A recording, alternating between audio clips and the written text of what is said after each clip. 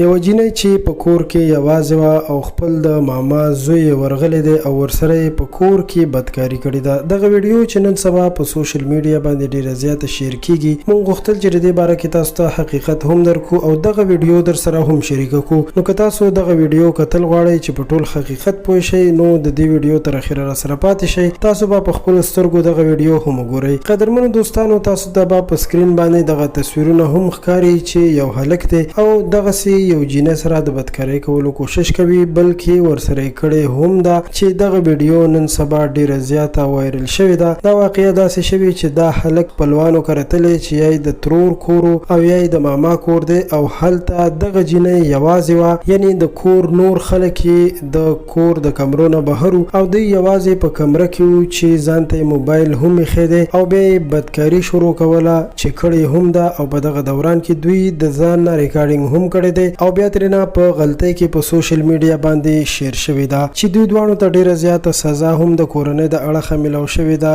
او معلومه نه ده چې دوی سره اوس څه کار شوی. کورنۍ ورته نوره کومه سزا ورکړې ده، خو دغه ویډیو د دوی ټول خاندان او ټوله کورنۍ وشرموله. نو هر چاته پکار دی چې خپلو ماشومانو ته یو خو موبایل پرېنږدي، ځکه چې په موبایل کې له دوی دغسې فحش شیان ګوري نو بیا د همدغه څیزانو کوشش خپله هم کوي او یو بل سره د کولو کوشش کوي. او دویمه خبره ده چې په تنهایی کې هلک یا پیغله جینۍ یو بل سره پرېښودل نه دي پکار. هر کله چې دغسې وشي نو بیا به همدغسې حالات مخې ته راځي. الله تعالی دې زموږ ستاسو او د ټولو مسلمانانو حیا او پردې نصیب کړي. ستاسو ټولو ډېره مننه کوم چې تاسو موږ سره د ویډیو تر اخره پاتې شوئ. پښتو پوسټ چینل خامخا سبسکرایب کړئ.